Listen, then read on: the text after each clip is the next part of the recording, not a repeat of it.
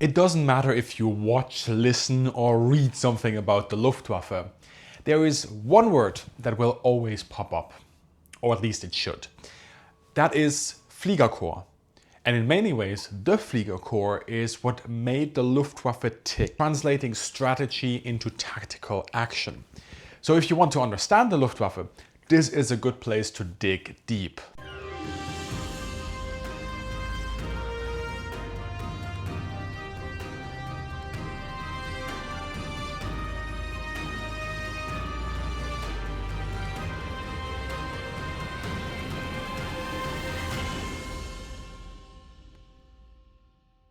Welcome to the Luftwaffe at War. This episode is sponsored by KARDS.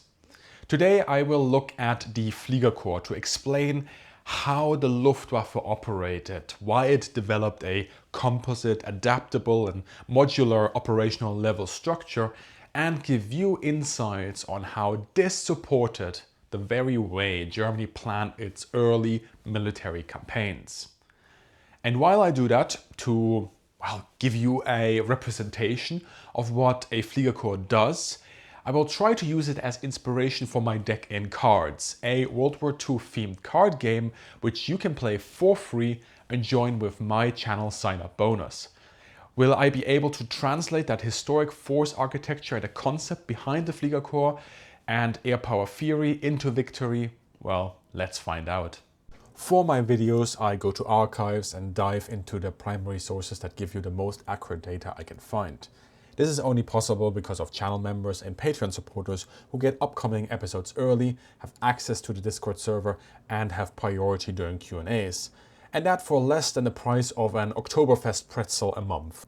Thanks go to Matt, Motlumuk and PKRTM who recently signed up. As we start, let me ask you the obvious question. What is a Fliegerkorps? The fast answer for the too long didn't watch viewer is the Fliegerkorps is an operational level Luftwaffe formation. And to explain the significance of that, let us explore that in detail. In a nutshell, the Fliegerkorps sits under the Luftflotte, an air fleet typically associated with a specific theater or a portion thereof operating over a large frontage. The best analog from the Allies would be an air force. Not the whole thing like the United States Army Air Force, but a contained high-level component like the 8th Air Force during World War II. At the same time, the Fliegerkorps sit over the individual Geschwaders, so the fighter, bomber and dive bomber units. A fighter Geschwader nominally has like 124 aircraft in 3 Gruppen of 40 aircraft. A bomber Geschwader then has 93 aircraft in 3 Gruppen of 30 aircraft. Check out my episode on Geschwaders for more information on that. This means that the Fliegerkorps is typically composed out of multiple Gruppen, sometimes the whole Geschwader, that are subordinated to the Corps for a specific time and operation. Is it important to establish this bundle force? Yes. Oh yes. It's one of the biggest organizational learnings of a military that a professional operational level command is needed.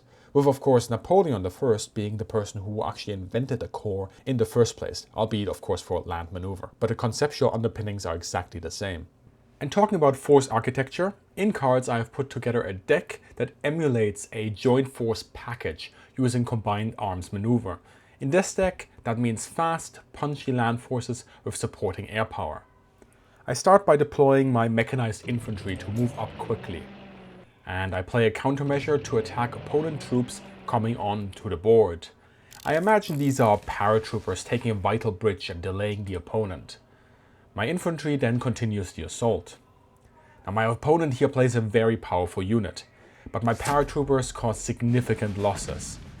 Faced with this threat, I must call in the Air Force, and a successful attack renders my opponent's unit combat ineffective for 1 turn. I need to exploit this, so I overrun them with my infantry. I have a successful break-in now, so it's time to deploy additional forces to exploit that gap. As the game unfolds in the background, let me explain the significance of an operational command like the Fliegerkorps.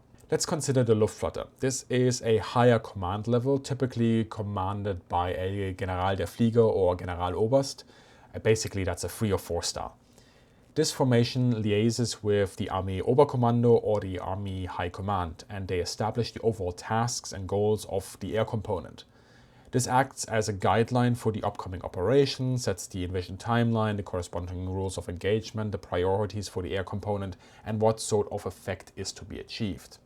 However, now consider the Geschwader or the Gruppe, typically commanded by a Oberstleutnant or Major respectively. Give or take, these ranks aren't chiseled in stone, by the way. Now this unit has its hands full with day-to-day duties, sortie generation, the business of flying. It simply is not equipped, and the officers might in fact not be experienced enough to also manage other units in the area. But that is exactly what is needed for the primary requirements of air power to work, namely unity of effort and setting that center of gravity. In other words, that makes sure that the tactical units work towards the same goal and don't just do their own thing. For that, an operational level command under a 2- or 3-star general is set up as a Fliegerkorps that can first of all manage all the individual units in a given area and then develop a support infrastructure that handles the massive volume of air reconnaissance data. They also generate the targeting data, and then that is sent in manageable bite-sized chunks to the tactical units, which are then tasked and as part of their tasking, and then they go off and execute the mission.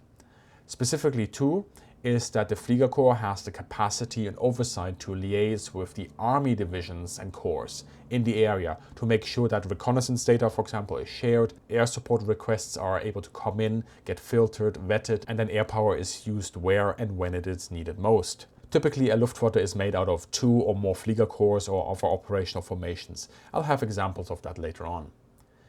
Now, a Fliegerkorps enables a force, in theory, to establish that unity of effort that doesn't just see air power applied, but ideally applied with the intended effect in an operational area. And in doing so, it underpins one of the main tasks of the Luftwaffe, as explored in my doctrine episode. Now let's see if I can replicate some of that in cards. My opponent has now countered my attack with artillery, causing significant casualties. Regardless, I must keep up the momentum. So, I deploy tanks and use air power again, this time to suppress the artillery. It is looking good, but my opponent still has significant forces left. Here it comes. I counterattack with tanks, causing significant concern amongst my own force. A bloody battle then results in horrible losses, but the Panzers prevail this time. This would have been easier if I had air power like last time, but alas, the squadrons were called to support someone else. I must keep up the momentum now and reinforce my weakened front line. As the battle continues, let me talk about the composition of a Fliegerkorps. To do this, I need to mention the Fliegerdivision. In many ways, Fliegerkorps and Fliegerdivision, same but different. In September 1939, nearly all operational level formations were known as Fliegerdivision. But this changed almost instantly after Germany occupied Poland with the introduction of the Corps. There was basically restructuring, and the Fliegerkorps now became the larger cousin of the Division, operating over a wider frontage. And yes, throughout the war there will be exceptions to that rule, and I will be mighty proud of you if you can point them out in the comments. Honestly, anything that makes you read more about air power makes me happy. On the subject of the invasion of Poland and the changes that followed, let's explore the order of battle so you get a better idea. For Luftwaffe 1 in the north, we have the 1st Fliegerdivision, a massive formation including the bulk of the Luftwaffe's firepower. To the northeast, there is Luftwaffenkommando Ostpreußen and the Luftwaffe Lehrdivision, part of Luftwaffe 1. To the south, the Luftwaffe positioned Luftwaffe 4 and the 2nd Fliegerdivision and the Fliegerführer zur besonderen Verwendung. The latter loosely translates to Air Command for Special Use, and under the command of Wolfram von Richthofen, of course, would become the template for the later so famous 8th Fliegerkorps. Now, 3 things. First off, I am ignoring some other formations to keep this simple. Second, the word Fliegerkorps wasn't en vogue yet. That happened only at the end of October 1939 as a major learning from exactly this Polish campaign. More on that in just a minute. And talking about learnings, notice how telling the composition of these formations is. Now, okay, granted, it's maybe not that obvious yet because the 1st and the 2nd Fliegerdivision have such a large bomber force. That gives you an idea of how the staff and tasking work is actually really difficult in such a large formation, hence the later changes.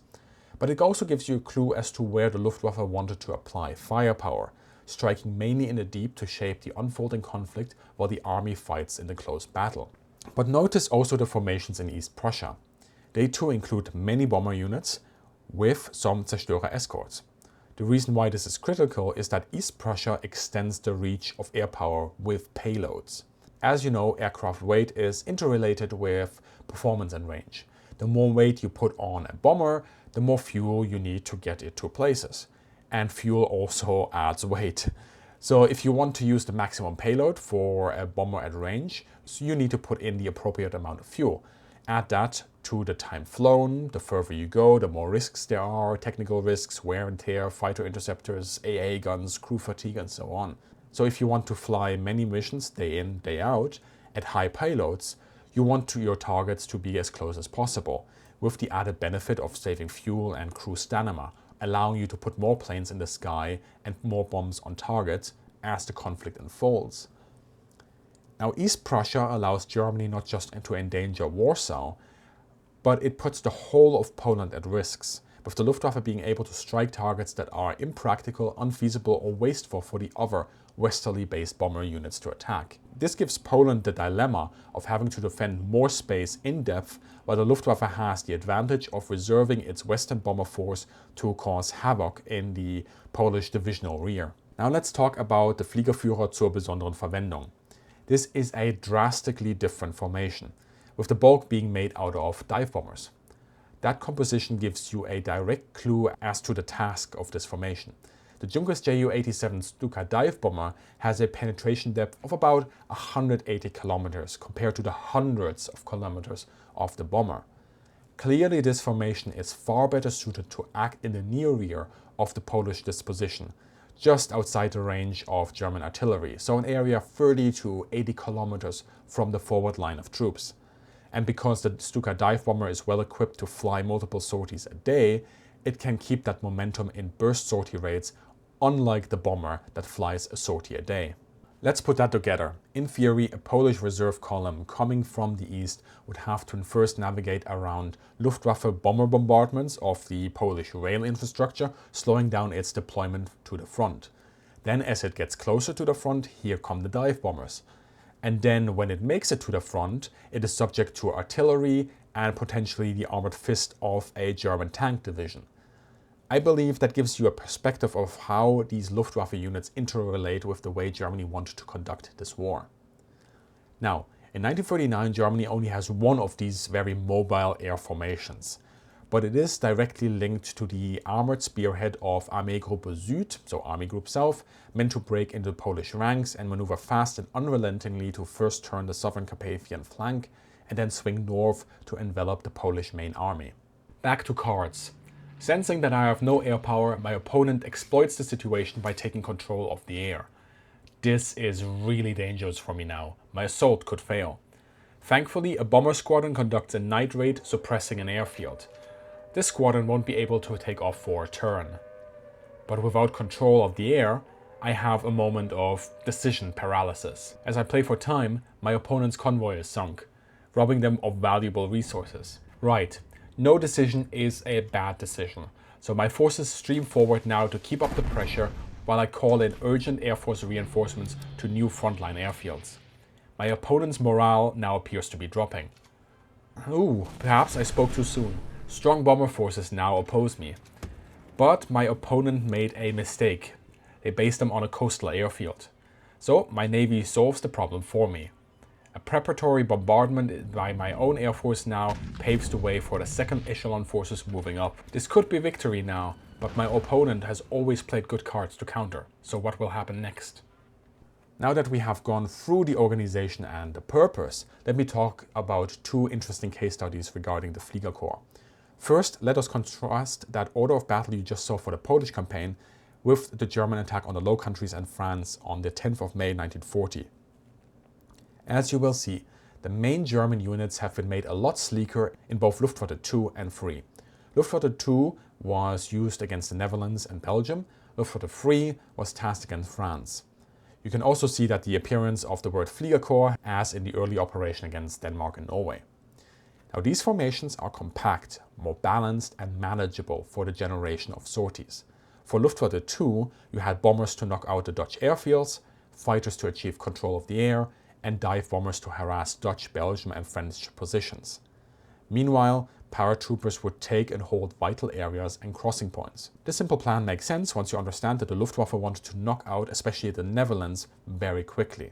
The Germans wanted to have the Netherlands capitulate by the 4th day of the operation, so that's the 13th of May 1940. Thus, it held back a significant portion of the rest of the fleet for the confrontation with France.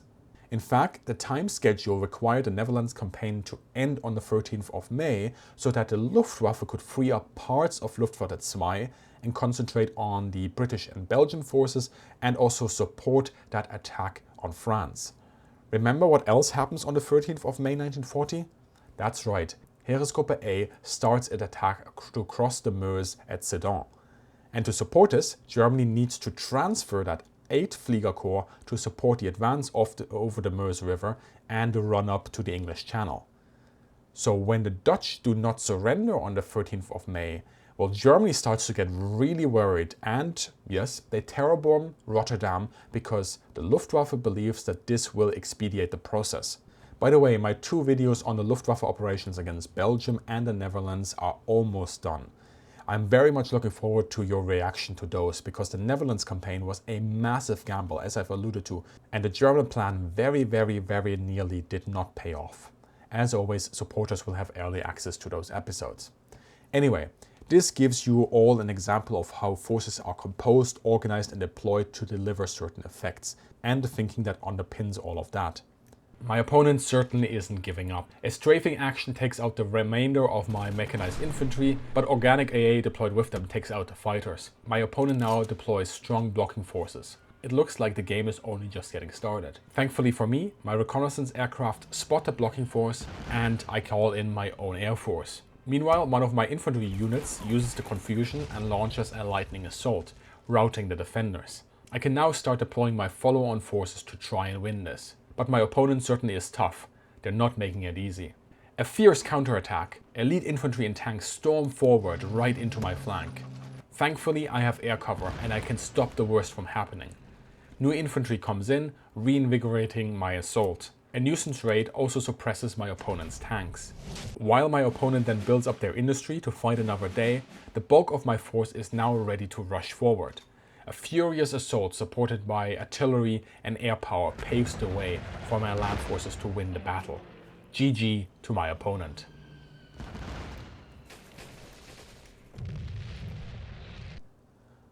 Of course, as the war progressed and the Fliegerkorps became more common, so too did their composition orientate itself on the operational requirements.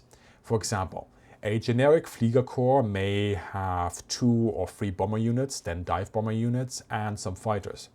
That means that it will likely be operating more in the depths towards the rear of the adversary's positions.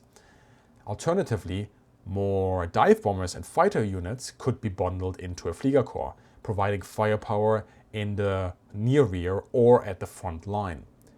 So you can read a lot more about the changing Luftwaffe structures for operational and tactical air support in my chapter in this book.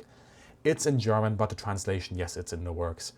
Now, we just had a sale, so perhaps hold off on that for now, because we will have another one coming up soon for Christmas with like another 20% off or so. So the link is in the description, bookmark it for now, and then get it when it's cheaper.